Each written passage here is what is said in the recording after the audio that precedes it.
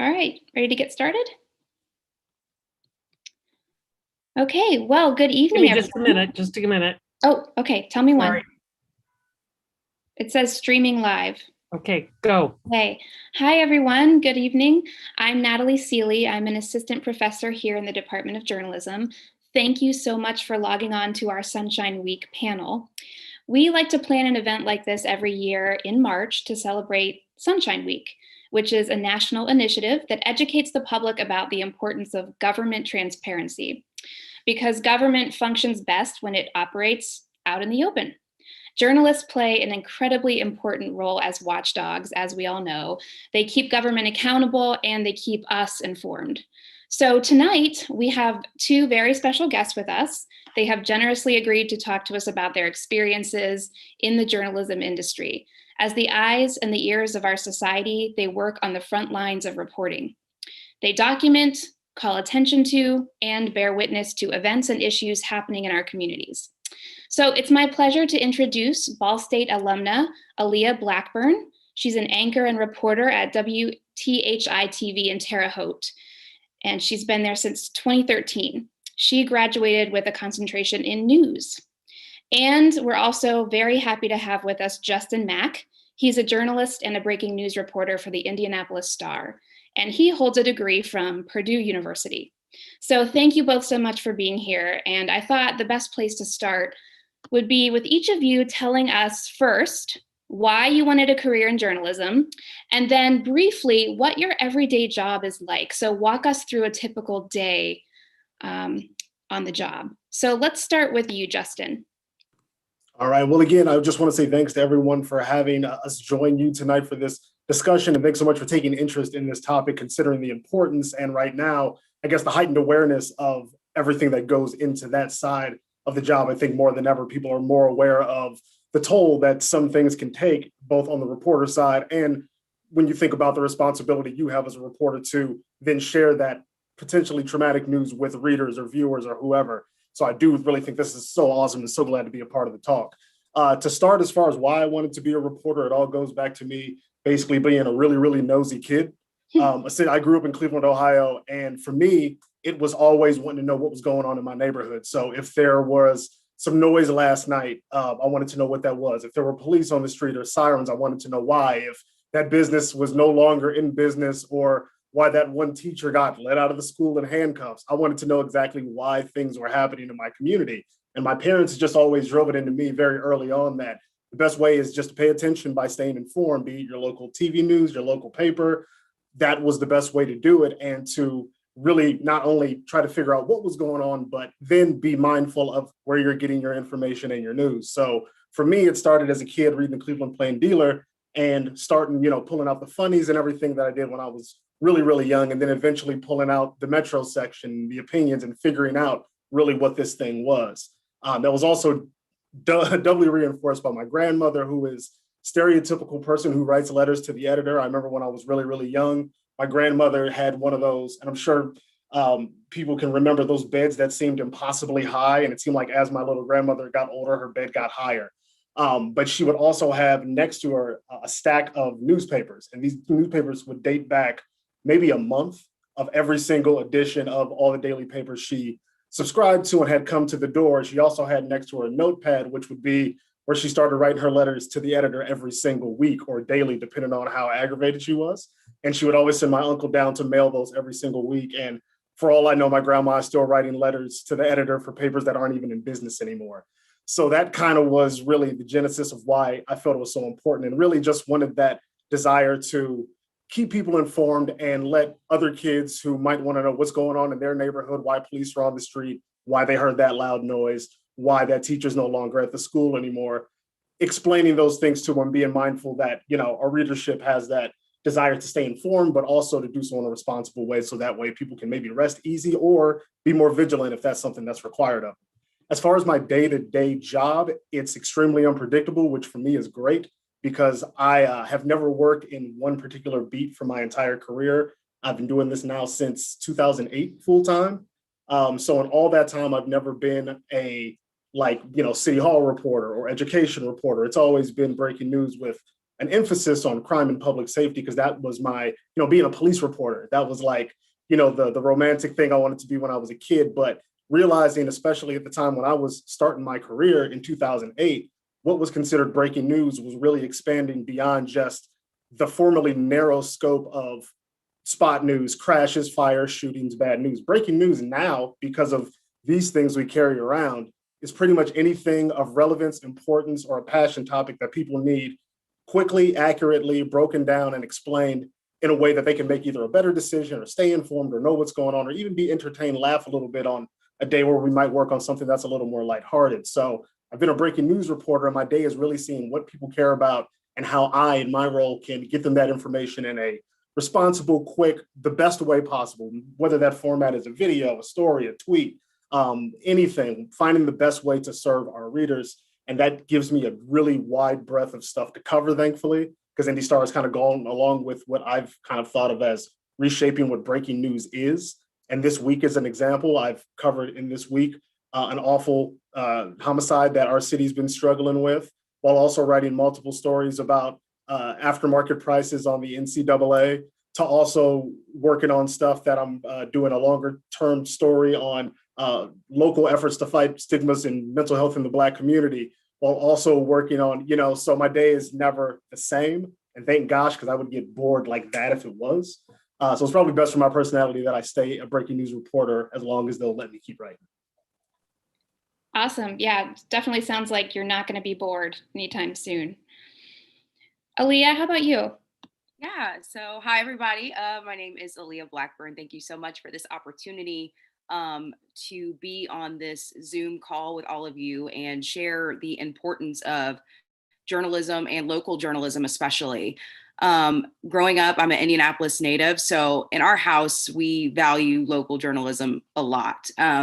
My dad, avid reader of the Indianapolis Star, so that's awesome. But we would always have conversations about news growing up. My mom's an avid television news watcher. Her, my dad, growing up, one of our key family memories was, being around the dinner table watching the 6 o'clock news, watching the 5 o'clock news, getting ready for school in the morning. We had, Fox 59 on in the morning, getting ready for school, stuff like that. So news has been around quite some time in our family, and that appreciation. But I had no idea that that would be my calling, so to speak, growing up. In elementary school, I always reflect back to this because I've always had a passion for telling stories. And when I was younger, I just didn't realize that that was a career that I could pursue full time. And I remember just coming up with this elementary school newspaper, and my friends had subscriptions and my teachers had subscriptions, and it was just cute little quirky stories I would come up with from class and day-to-day things, and finding out what mattered from my classmates and turning that into a fifth grade magazine, so to speak, using my Aunt Mary's printer and Microsoft Word. But it wasn't until I got into high school where I went to Ben Davis High School in Indianapolis, and being a part of the BDTV program and having a instructor that was so passionate about the news industry, that helped me realize my potential, that, this could be a career outlet for you. This is something that I see you light up when you do in the classroom. This is something you might want to consider pursuing, as you get older and start to make your way into the world. And I took that and ran with it. I just didn't realize just how much I would end up loving it even more than I do now. And especially, if anything, this particular year, what a crazy year it's been in 2020.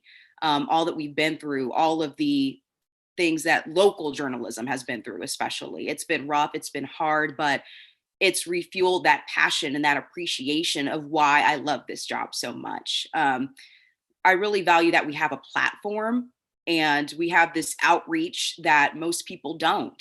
A lot of people turn to us for answers, turn to us for information, and we have this kind of access pass that the typical public doesn't have. And that's something I don't take lightly. As far as my day to day, I've been at my station, which is WTHI TV in Terre Haute. I've been there for 7 years. And it was my first job graduating college in 2013. And I think that says a lot, because the way that the news industry works, it's a revolving door. So you're lucky to even be in that first market for 7 years. Most of the time it's hard to keep people for 2 because people just get up and move on. That's just the nature of the business.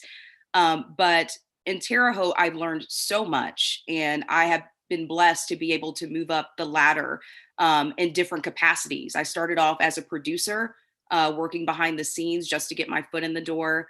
I was promoted then to reporter MMJ, did that, then weekend anchor MMJ, and now my current role, which is weekday morning anchor and reporter. I'll just go into the day to day of that role since that's what I'm currently doing now. But my day usually starts at about 2 a.m. for a wake up call. Not really conventional for me because I was night side for several years. So I would get up out of bed at like 1 p.m. Now switching that to 1 a.m. is completely different. But we go in and we prepare for our 2-hour morning show, which is from 5 to 7 a.m. And I kind of consider that role as morning anchor and even co-producer. We're collaborating with our producer about, how can we showcase breaking news of the morning? How can we add new elements from the top story from overnight? We're constantly working together and collaborating. So that way it's not just a repeat of what you missed the night before. This is, we're constantly working into the overnight hours to get you answers on that top story from the night before. Here's what's ahead to plan your day. Here's what your day will look like. Here's events that are coming up tonight. Here's why that's important. Here's a little bit of background of that city council meeting and why this meeting's happening tonight and why this item is such a hot topic on the agenda, that type of thing. And when our show ends at 7, I kind of take on a leadership role. We have a whole new fleet now of reporters coming in. So it's kind of come full circle for me because just 7 years ago, that was me coming in the door, needing help from the veterans and, drilling out that content for the day. And now it's kind of come full circle now. I'm helping our newbies get their feet in the soil and get going. So we're pitching ideas. We're helping the newbies set those contacts and making those connections, helping them dive deeper on some angles of issues that have been brewing for a long time in Terre Haute because they're new.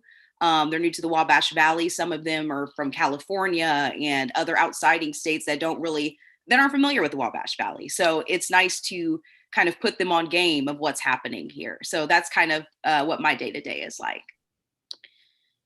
So the theme of this panel is that journalists are on the front lines of current events. And, journalists, they are often witnesses to all manner of trauma and tragedy, car accidents, protests, fires, shootings.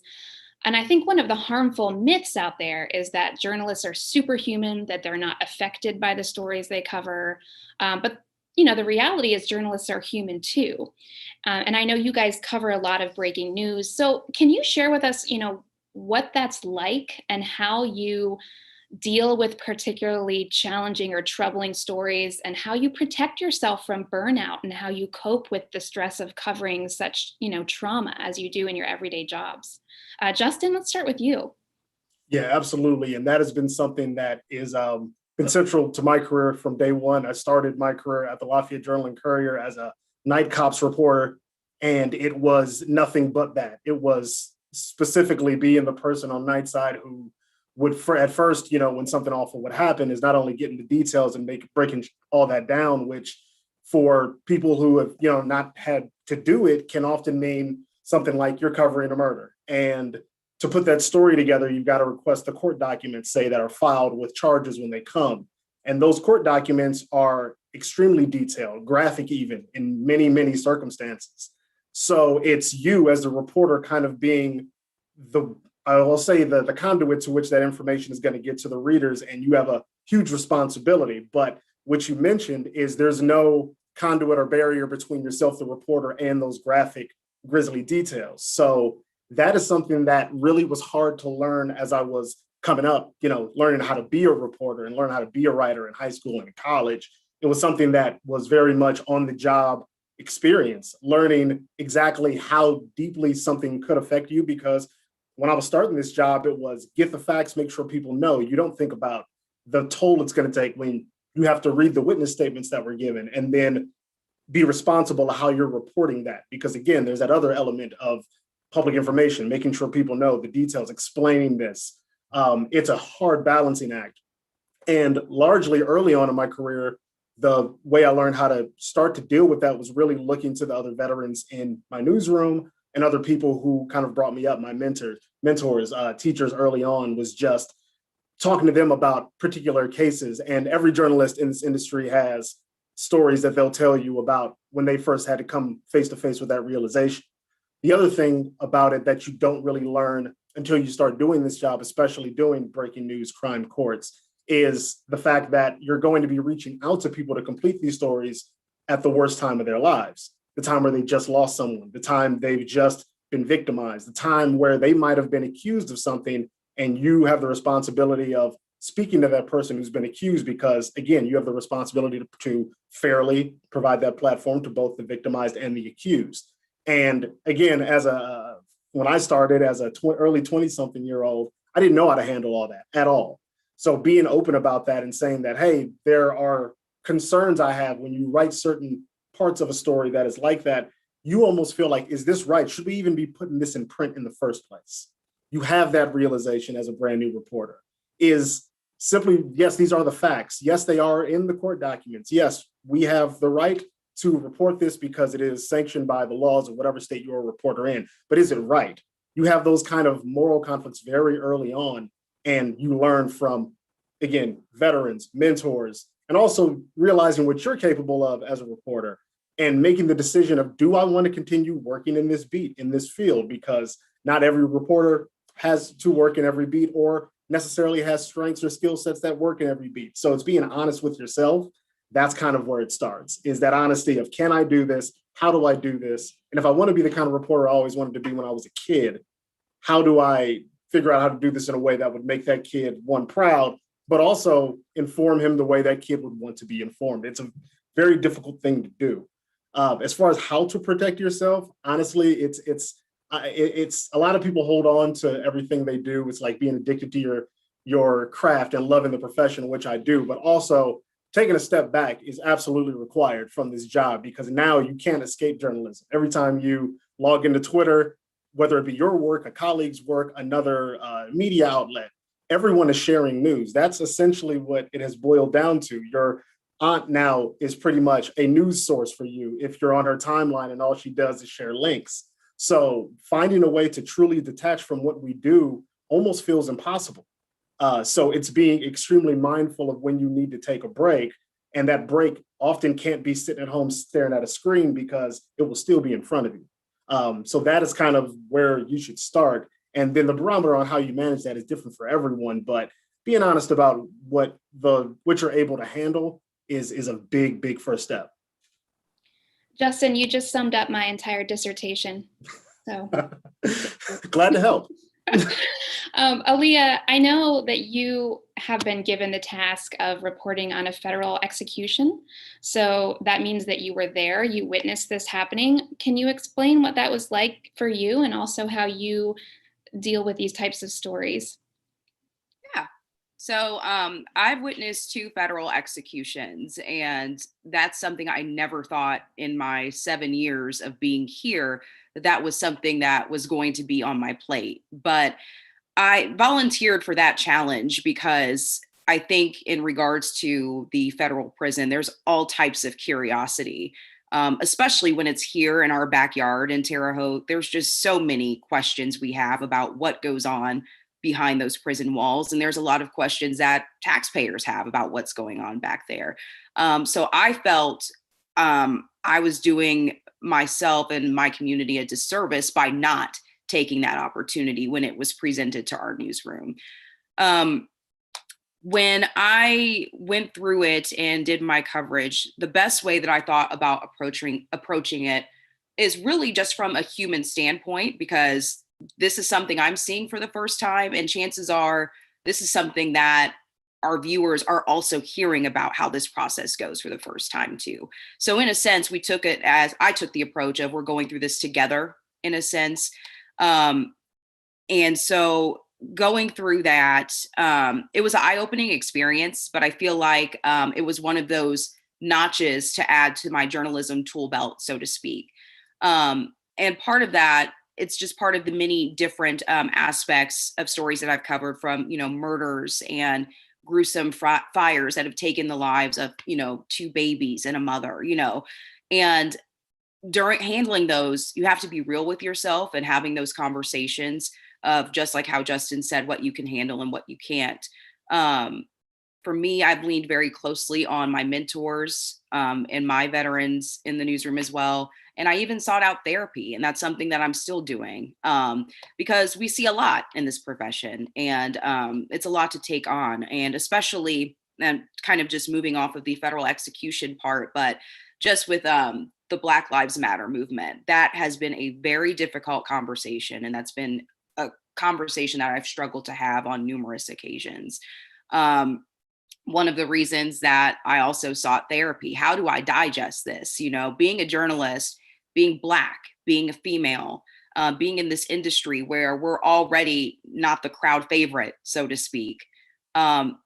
It's a difficult pill to swallow. And it's opened the doors to conversations that I didn't know within myself that I needed to have, as well as how do I engage dialogue with how we cover things in our newsroom. And I think that's an advantage, you know, being a Black person in the newsroom, being a Black female in the newsroom.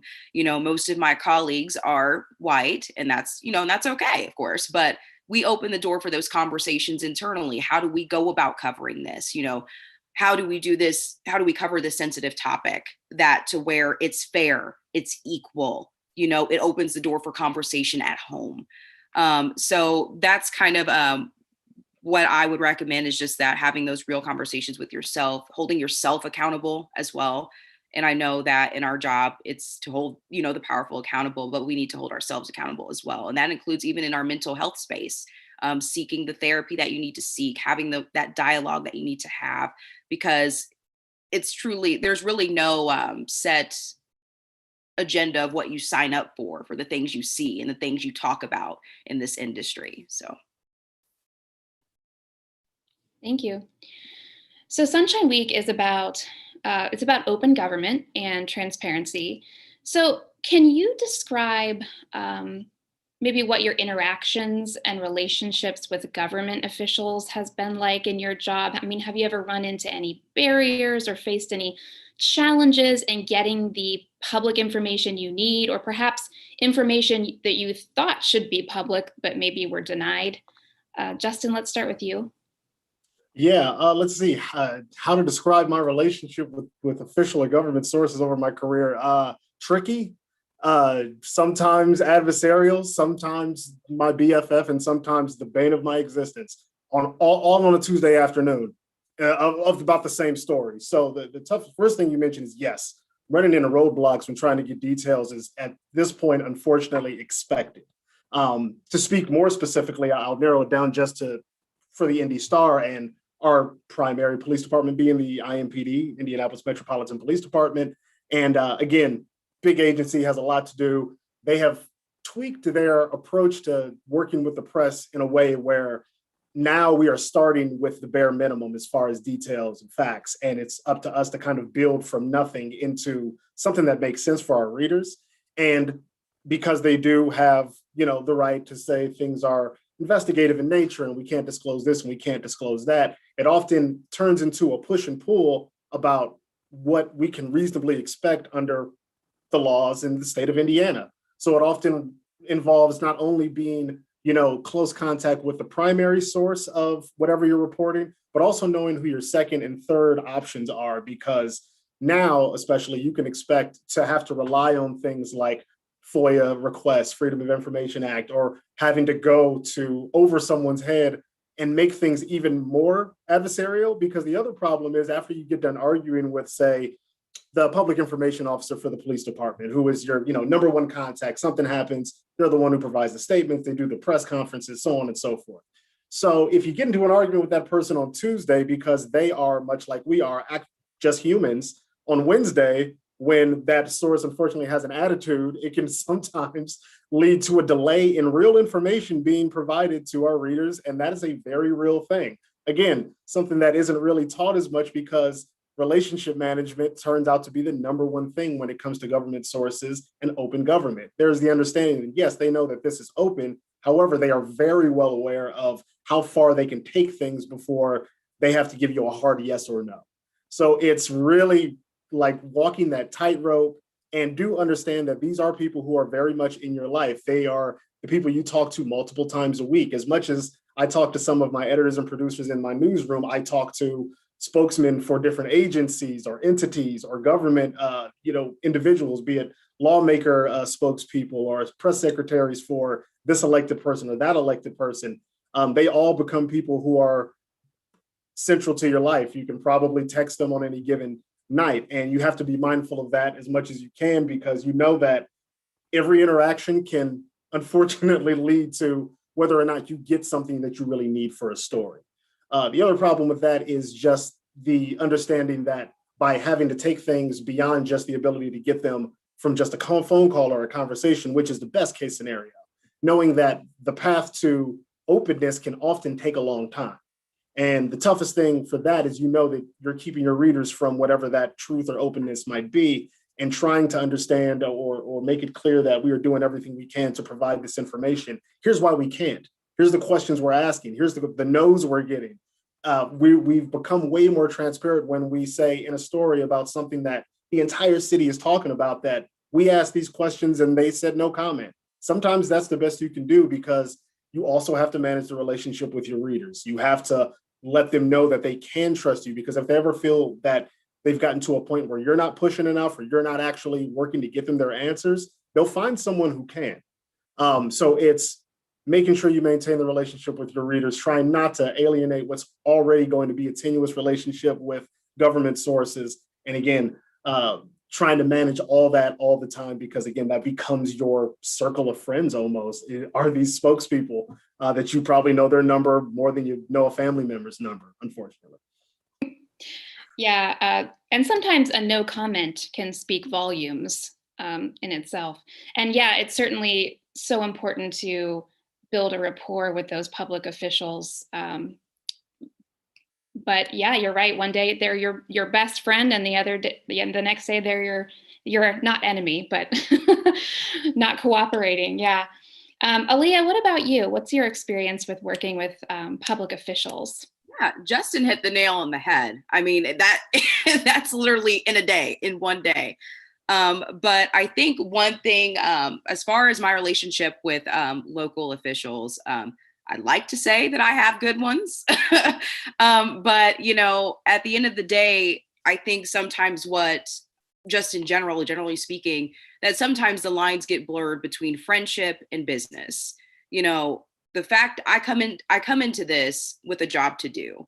The reason we've crossed paths is because of the job that I have to do and the job that you have to do.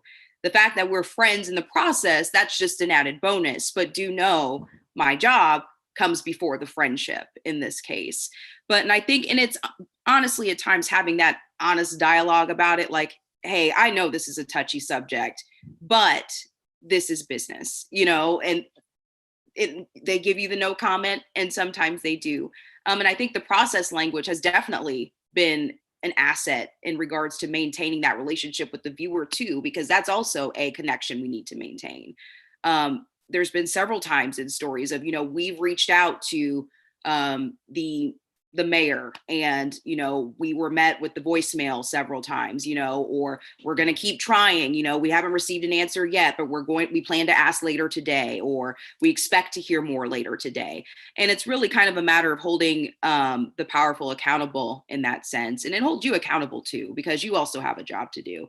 It also increases those follow-ups in the daily calendar of your coverage for the day. I have so many markings in my planner of, okay, have we followed up with the mayor on this topic yet? Or have we followed up with county council on this reaction to this bill yet? And so on and so forth. But I think it's just a matter of, there's nothing wrong with being friends with these local officials, but it's a matter of realizing there is a fine line between that friendship and business. And I think Justin pretty much summed it up in his statement as well for what that really means there. And to kind of build on what you said too about, putting it, hey, we reached out to the mayor. Yes. You'd be surprised how quickly you get phone calls back when you've made it public that you've asked a question and they said, we don't know. All of a sudden, there's a very elaborate answer waiting for you in your inbox. Yep. After you've put them on blast for lack exactly. Yeah, all of a sudden they really want to talk to you. So do you both cover a lot of public meetings, city council meetings, school board meetings, or is that part of your job as well, covering public meetings?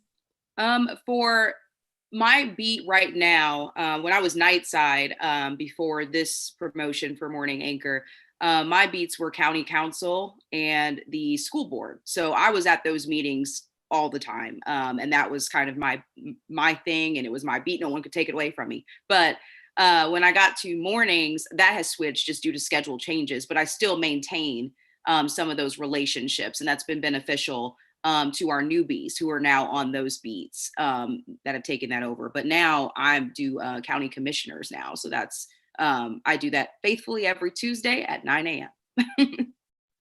Justin, what about you? Yeah, same. When I started on Nightside, it was a huge part. It was weekly city council, at least twice a month, school board for one of the three different school corporations that were our primary in West Lafayette and Lafayette. And then my favorite, oddly enough, was the Tippecanoe County Area Plan Commission, which was all about like people coming to get, variance setbacks approved because they want to build an ice cream shop on the corner, and watching people in the neighborhood argue about you can't put that fence there. I really enjoyed those more than I ever thought I would, so I missed that. But yeah, it's been a really long time since I've actually sat and covered a meeting proper anymore, but still checking in. And sometimes that kind of is tough because there will be things that I wanted to cover from city council. So I got to follow that up the next morning by pulling the actual minutes from the meeting and reaching out and doing interviews with council members the next morning. So I do kind of sometimes miss meeting coverage because I don't do much anymore. Regarding covering meetings, I think, a lot of student journalists, when they go out and get their first jobs, what do you think they need to know about covering meetings? I mean, is there anything that surprised you? I mean, anything they should know about executive sessions or whether or not you can record, or anything that surprised you about covering meetings, which can be, I think, very different for some students who've never covered an official public meeting before? Justin, let's Yeah. start with you.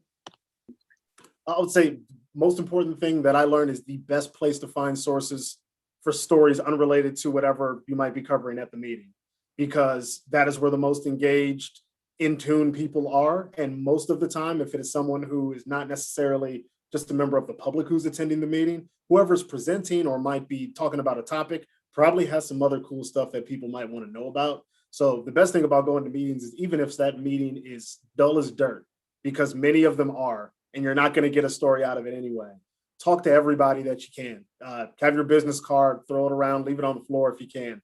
Like, talk to everyone. And for me, it was also a great way just to, as a brand new or a younger reporter, to really just beef up interview skills in general. Whether you have something to say or whether you're working on a story or not, if you went to city council and they're talking about a new city ordinance and there are people from the community who are there, stop and chat with them, ask what they think. Who knows, you might end up getting a story from one of those comments, but more so than that, you just get used to breaking down which is the bigger obstacle than anything else in this industry, be it prickly government sources or restrictions on open records laws, is just the awkwardness of talking to a stranger about a story. That's the number one thing a student's going to have to break through first, because all the rest of this is worthless if you don't do that. So it's a great way to test that. Just talk to people, make awkward conversations less awkward, and then find a way to make them awkward again until they're not. That's always been like the motto of my career. Like, these conversations are now normal. Well, what abnormal conversations can I again make normal? So that way, if we're in a situation where you really have to talk to people at a moment's notice, there's no apprehension or there's no nervousness about breaking through and having that conversation. So weekly meetings, any meetings, that was the number one thing I took away. That was the biggest surprise. Great place for sources and great way to train. Yeah, absolutely. Getting over that fear of talking to strangers. Before we move on to Aaliyah, I just wanted to remind anyone in the session, if you have a question for our guests, feel free to put them in the chat and we'll make sure that those questions get asked. Aaliyah, how about you? Public meetings. Yeah. So one key piece of advice that I've always took with me, and this is what I even learned at Ball State even, is the meeting is not the story. It's something I've always taken with me. And that has been so helpful in covering local government and school board meetings. Because yeah, on the outside, they don't sound appealing. Like, let's be honest, but getting there, for example, county council, I was very nervous to take that beat on when I first started. I was like, okay, local government, we'll see how this goes. But I ended up loving it so much. So many important issues, so many story ideas just from the agenda items and just thoroughly listening to what people care about. Um, Vigo County had this controversial jail project, and being a part of that coverage was an eye-opening experience, kind of from start to finish. County Council was thinking about implementing the local income tax increase to help pay for a new jail. Meanwhile, Vigo County was in the middle of a lawsuit in regards to the jail being unconstitutional with the current conditions. And on the outside looking in, you see that as an agenda item doesn't really sound that appealing, but getting there and hearing how many taxpayers were so upset about this project and why this one topic alone would fill a room at standing capacity only. We had the fire marshal even come in for one meeting because we were over capacity. But that's how you make those connections, like Justin was saying, attending those meetings thoroughly. County commissioners, county council members, school board members, they remember your face and they know you're there on a constant basis. Leaving your business card, getting in touch with the talking head of that particular entity, the president of the school board, the president of county council, or kind of making friends with one of the county council members, leaving your business card. There's been times where things have happened, especially in the era of technology, where county commissioners needed to stream a meeting, streaming wasn't working correctly, and I missed the meeting. So I reached out to a contact I had with the commissioner's office, said, hey, we couldn't make this. What is something on this agenda item that we need to be concerned about? And it's a little bit easier to get that information, but they know I thoroughly cover that. So the one time I couldn't make it, oh, no problem. Here's what we can go through. Or if you want to meet, let's schedule a time today. When are you free? We can talk about these items, and I can pass that along to that newsroom. And it's a matter too of finding those taxpayers as well that constantly attend those meetings about those particular issues. A lot of times it's the who's who of these local taxpayer organizations. There's been times where we've needed reaction on certain things that passed, new developments with the jail project, that we had a local group, I think it was the Taxpayers of Vigo County Association. I made contact just by having conversations with the head of that, who was just a normal taxpayer. So I would call them up at 3 p.m. Hey, do you have something that you can weigh in on this? Do you have a couple of people you can round up on this particular topic that want to talk about it? And we had an interview in less than 15 minutes. You know, it's a matter of making those connections, leaving the business card, and realizing that the meeting itself is not the story, and really paying attention to those key items on the agenda. Because sometimes, even on a rainy day, which has helped me, there will be a hot topic item that's not necessarily pressing at the moment, but it's something that I keep in my back pocket and remember for later on next week, or later on the next day. Or sometimes, you know, there will be something where I get the nuts and bolts from the sheriff or whatever organization is presenting for a particular ordinance or proposal. I sneak out during the meeting, grab the interview with the sheriff on that topic, and we have that in our back pocket for Tuesday, you know, and the meeting's on Monday. Then I can go out in the community and find our taxpayers we need to talk to, or the next entity to add on to that story the next day. So it's one less thing I have to do that next day. So it's kind of a lot of planning ahead too at those meetings. That's also been very helpful. I like that. The meeting is not the story. I'm going to use that in my classes. So we have a couple questions in the chat, and I think I'm going to actually put these questions together because I think they go well. One student asked what the biggest piece of advice you wish someone told you before starting your job. And another student says, what's your advice about working up the ladder in the industry? She says, right now I'm an assignment editor at NBC4 in Columbus while pursuing my MA in journalism.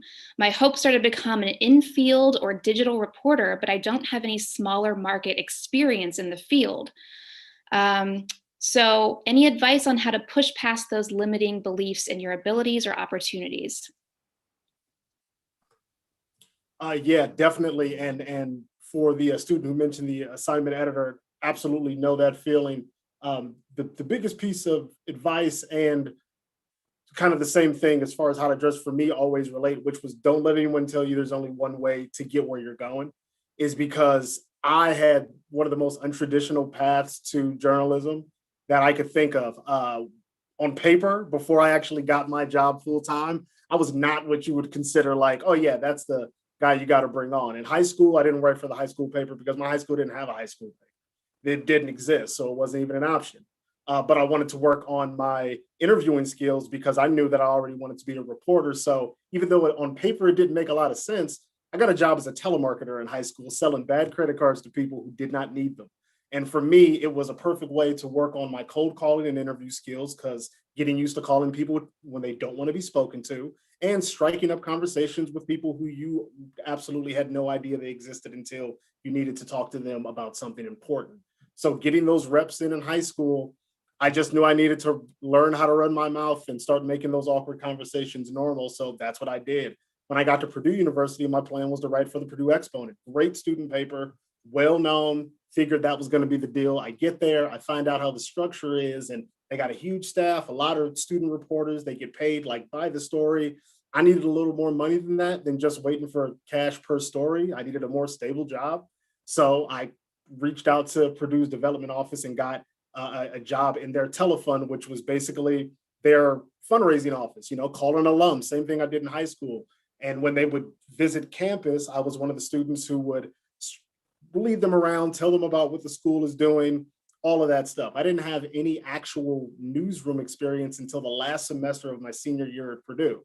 But in that time, I was doing everything to strengthen my skills as a reporter, from research by really learning more and taking some stat classes in Purdue, because I figured that would be important as far as learning how to go through government documents and actually make sense out of some complex financial stories should I ever have to encounter that. And when I started my career, it was, again, on paper, a guy with one semester of experience in a very small newsroom. However, I had all these other things that I could bring to the table that they didn't know they needed until I was there to say, hey, you need this. And again, shouldn't be here probably, 13 years later, but here I am. So I would say the best thing to do is to show people that you can do more and that you want to do more.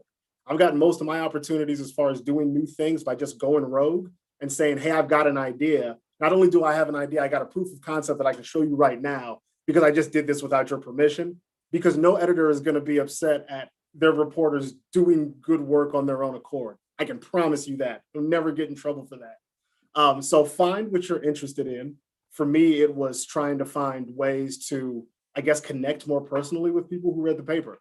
Because around that time, and when I graduated from school in 2008, video was becoming more of a thing. And Twitter was like this new scary thing that was coming to get us all. So reporters who were actual people were important, because now the barrier between the paper and the reader is evaporating. They know who you are. They know your face. They know your Twitter profile, Avi. They know all of that. So for me, it was strengthening those skills so that way I could convince the people in my newsroom that, hey, we need to do this and I'm the one to do it. So if you're doing what you're doing now as an assignment editor and you want to do that in the field stuff, just start doing stuff in the field in any way that you can without getting in trouble, of course. Don't want to get anybody jammed up. But and also the other part of advice before starting my internship and as my job is that the other people in that room want you to do everything you want to do and more. There are no adversaries in that newsroom, wherever you're working. Whatever you want to achieve, there are people in that room that want that for you. And being vocal about that is the best way to start that path to whatever that is. I'll give one example is I've done, all this grim crime and court stuff, but I like talking in front of a camera. In fact, I thought TV was going to be what I was going to do until I got my one internship of experience in a crusty old newsroom and loved it. But I still wanted to be able to do that work. So it was same thing, taking some news we had at the Indy Star and grabbing a videographer and doing kind of a maybe lighter hearted take on it in front of a camera and saying this could be a video because it was a lighthearted topic. And that led to more chances to do that kind of stuff. And then I ended up starting a show called The Drop that aired on Indy Star's website for like 3 years, which was like a daily news satire show. Imagine Weekend Update, but probably less funny because I was the host. And then that led to what I'm doing now as something that is so unrelated to my actual job is now we're preparing for the 3rd season of a show called Friday Night Live, which is a Friday Night Live high school football show that pretty much mimics NFL Red Zone, where we live stream 10 to 12 games every Friday night. I'm the host, and then my co-host is the sports editor who actually knows what he's talking about, because I don't know anything about high school football in Indiana, but it doesn't matter. The other things that I tried to bring to the table for my newsroom and those other weird experiences that I've cultivated for myself put me in the spot where I could absolutely be the host of a high school football show, even though I don't watch high school football. So don't let anyone tell you you can't do it, because you can, and they want you to. Aaliyah, how about you? Your advice?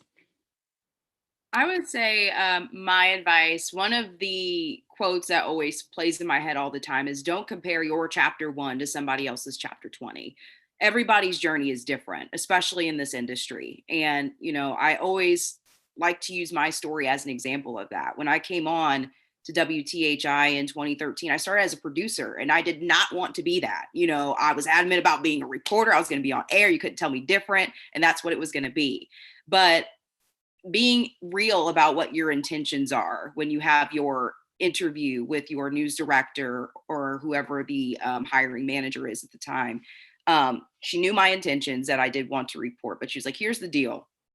It boiled down to experience between me and the reporter that they hired for the actual reporting job. She said, now what I have is a producer position. I know it's not what you want, but you talked about getting your foot in the door. I'm going to give you that, but it's up to you to prove why you should be on air, why you should be a reporter, why you should take that position when the time comes. So I took that and ran with it. Yes, I was producing our 10 p.m. show and I was not crazy about it, but I was kind of being that thirsty person in the ear of the veterans in the newsroom of, hey, what can I do to show that I am capable of doing this? I want to do more. So thankfully, my anchor at the time, the 10 p.m., is one of our veterans in the newsroom. And she's like, here's the deal. If you want to report, I have no problem helping you make sure the 10 is produced. You go do what you want to do to prove yourself. So that was me taking on VOSOTs, turning them into packages on my own, having her look at them, having my news director look at them. Anybody that would look at them, please look at this and critique. Tell me what I'm doing wrong. Tell me what I can improve on. What are some things you like about this? And there would be times where I would find stories on my own and I would go out on my own and shoot them. And by the time when you would come in and I would pitch these, I'd be like, oh, well, it's already shot. It's already done. And so producer Rose like, okay, well, we can't really tell her no because she went ahead and she shot it. She's already got the ducks in a row and it seems like a solid story. So there's been times of, going out and doing it yourself. And it may be a case of coming in early, staying in late, but the end result is normally so worth it with that work you put in. Coming in, would I have imagined that I would have been one of the household names in our viewing area right now? Absolutely not. I would have never envisioned that. But I really do credit that to my ranks up the ladder from putting in that work in times where most people wouldn't, just because that's how bad I wanted to have this job. And so I think even in your case here for the assignment editor, maybe it's a matter of picking the brain of the photogs or the MMJs in the newsroom, maybe shadowing them when they go out on their next story, or ask them to shoot heavy on a VOSOT they go on and start kind of putting those things together behind the scenes and creating those stories on your own so you have something to show and to bring to the table. And that way they're already seeing you working and putting in that extra work. And that way that gives you a seat at the table for that. Great advice. Thank you.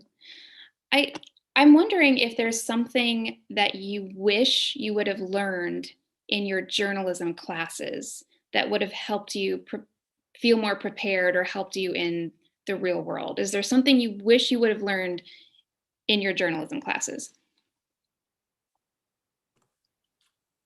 Oh man, yeah. If there was anything that I could have gotten a heads up on from my journalism classes, it would just be the understanding of how much of it is really up to you, and how much of it, the best thing that you can do is learn how to manage all the different things that you manage. You don't realize it's going to be so much of that because you just think interviewing, writing, reporting, or shooting, editing, reporting, like you think it's just the process. But the most important intangible things that at least have helped me throughout my career were really just the interpersonal things. And that's where you find that both inside and outside your newsroom. Outside, obviously, as a reporter in the field, that helps you with all the things that I go along with the process, the writing, shooting, reporting, etc. But within that, if you manage or learn better how to manage those interpersonal things, how to get help, when to ask for help, remembering that, you can start to find those things within your newsroom that are going to make you a better, stronger reporter. And there's always that feeling that everyone is so busy, and asking for help, I mentioned a bunch because one, you want to figure, let people know that you are capable of what you've been brought in to do as a new reporter. You can do this job. You're going to show them by going out and doing a great job. And sometimes saying, I can't do this because I need X, Y, or Z can be a tough thing to do. Learning that took a little time for me, to be honest. I didn't want to be perceived as needing to be carried along through the first part of my career. Nobody wants that. But again, that is not a roadblock that you have to put on yourself, because if you don't do the things that you're there to do, everyone else in the newsroom is going to suffer anyway. So it's probably better to be mindful that, it's not just the process of the job, but the personal parts of the job are just as much, if not more important, especially early on, because the other more, I guess, logistical things, your writing skill, those are all going to improve just with repetition. But if you don't focus and work on those interpersonal things, they're not going to correct or improve themselves. Aaliyah, how about you? Things you wish you would have learned in your journalism classes? Kind of piggybacking off of Justin as well, that it's okay to ask for help, especially in that first job. Ask all the questions you need to ask while you're there. Because I kind of consider those first couple of years as your free pass to make your mistakes, even though, like, of course, don't intentionally go making these mistakes. But, this is okay to bump your head a couple of times, because that's how you learn. That's how you become the veteran of the newsroom. That's how you become the mentor where people are seeking that advice. I would say, just don't be afraid to fall and bump your head and to ask the questions while you have the people there to ask it. And also, don't be afraid to be human. Be yourself. That's fine. Especially, I think now, the way that journalism is evolving, I'm not saying that you need to post a full expose of why you feel the way you feel on every story, but there's some, I think viewers are a little bit more forgiving now in regards to having emotion and being human about issues that matter to you. There was Kobe Bryant, when the death of Kobe Bryant happened, that really struck a nerve with me. I was huge Lakers fan, huge Kobe fan, but even aside from that, I'm a daddy's girl. So, seeing that heartbreak of Gianna and Kobe, dying together in that crash along with the families on board, I broke down and I cried on air reading it. And that's something that I never thought in a million years I would ever do, is let viewers see me cry. But it was one of those raw and very emotional moments for me. And I was still processing that whole entire story and that whole entire situation. And, and I feel like that kind of made me just a little bit more real to people at home. Because sometimes I think with our job of constantly being impartial, being drilled into our brains, which is true, but there are just some things you can't control. And that's what being a human is, that's a human emotion. So, and it's okay to be yourself to an extent. Yeah, absolutely. Journalists are certainly resilient, but they are still human beings. So, well, we have just 5 minutes left, so I'm going to combine the last two questions we got here from students.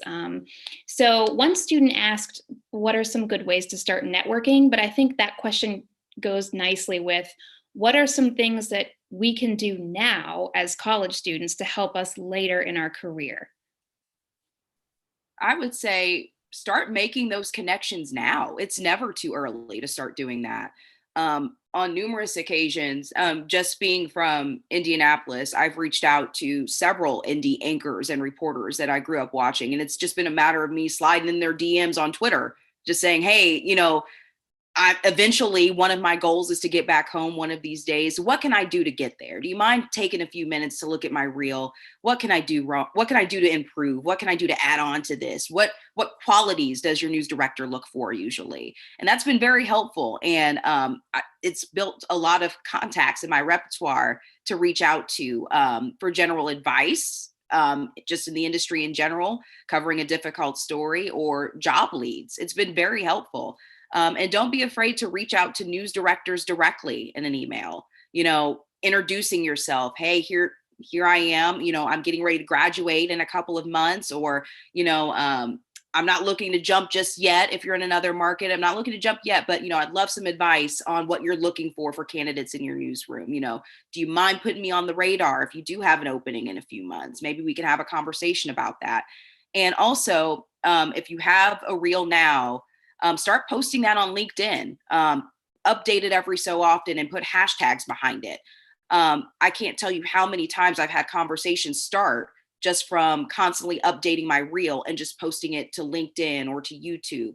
I've just gotten several, emails from news directors and other stations just to get the ball rolling on conversation. Thank you. Justin? Yeah, nail on the head, everything same. Start reaching out now. And then also just to add on and shamelessly plug the work being done by the Indiana SPJ.